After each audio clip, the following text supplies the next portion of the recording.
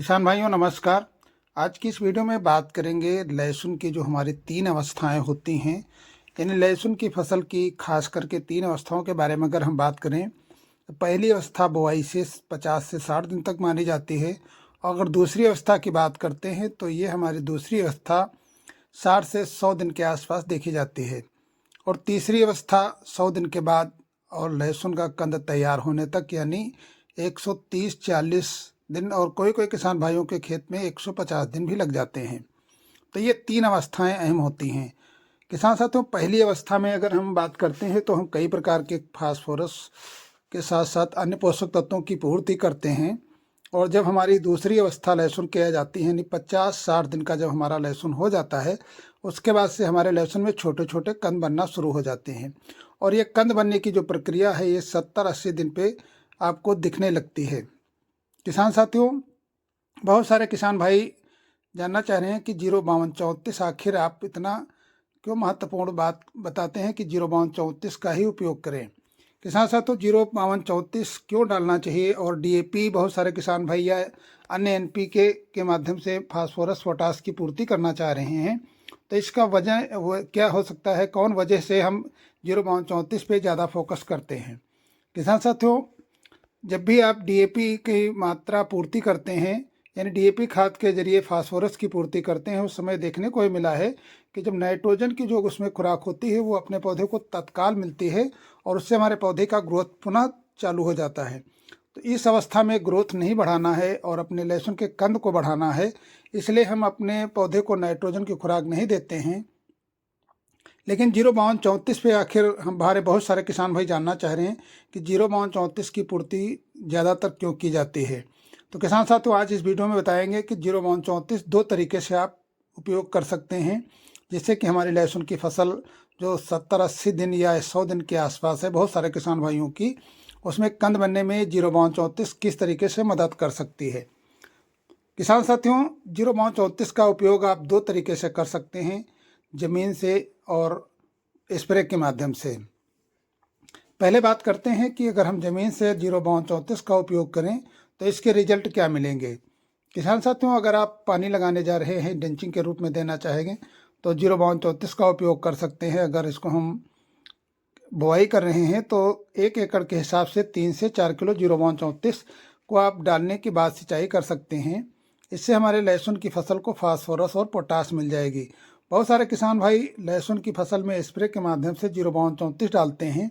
05234 से हमारे लहसुन के फसल को पोटास और फास्फोरस स्प्रे के माध्यम से भी मिल जाएगी।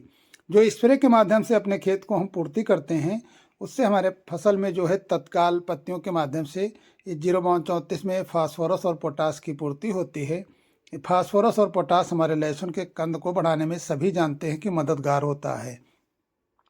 किसान साथियों, लहसुन के जो हमारे पत्ते हैं, ये पत्ते बहुत अपने जो है पत्तियां जो देख रहे हैं आप, इन पत्तियों को भोजन कंटिन्यू चाहिए। अगर स्प्रे के माध्यम से दे रहे हैं तो ये पत्तियां भोजन लेती हैं तो हमारे पौधे को तत्काल पोषक तत्वों की पूर्ति हो जाती है। अगर आप ड्रेंचिंग या स्प्रे के माध्यम से नहीं, अगर आप बुआई करते हैं तो हमारे पौधे को जड़ के माध्यम से 05234 में फास्फोरस और पोटास की पूर्ति हो जाएगी। फास्फोरस जहां अपने कंद को बढ़ाने में मदद करता है, वहीं 05234 में जो पोटास होती है ये अपने पौधे के जो जड़ें हैं उनको विकसित करता है और जड़ों के माध्यम से अपने पौधे में जितने भी नीचे के पोषक तत्व हैं और ये अपने पौधों को पहुंचाने में मदद करता है। इसके साथ साथ हमारे पत्तियों को हरा भरा रखता है और कंद का निचोड़ भी बहुत अच्छा करता है। तो इसलिए आप 05234 का दो तरीके से उपयोग कर सकते हैं। ड्रेंचिंग के रूप में अगर आप डालना चाहते हैं बुआई के रूप में तो 3 से 4 किलो प्रति एकड़, अगर स्प्रे के माध्यम से करना चाह रहे हैं तो 1 किलो प्रति एकड़ के हिसाब से आप इसको डाल सकते हैं। किसान साथियों, वीडियो पसंद आए तो वीडियो को एक लाइक जरूर करते चलिए।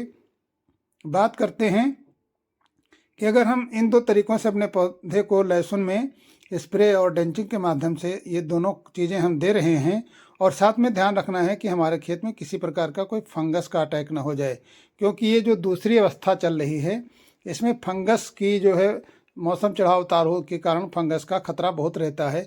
अगर आपके लहसुन की पत्तियों में कोई फंगस अटैक कर गया तो उससे हमारे पौधे को बहुत बड़ा नुकसान होगा। तो फंगस से बचने के लिए, जैसे कि मैंने कई वीडियो में बताया है, आज कोई अच्छा सा फंगिसाइड का स्प्रे भी आप कर सकते हैं। किसान साथियों, बात करते हैं कि लहसुन की जो हमारी तीसरी अवस्था आती है, बहुत सारे किसान भाई तीसरी अवस्था के बारे में भी जानना चाह रहे हैं। किसान साथियों, तीसरी अवस्था में जब हमारा लहसुन 100 दिन का हो जाए या 110 दिन का हो जाता है, उस समय हमारे लहसुन में कंद आप देखते हैं कि छोटे छोटे के बजाय बड़े बड़े होने लगते हैं।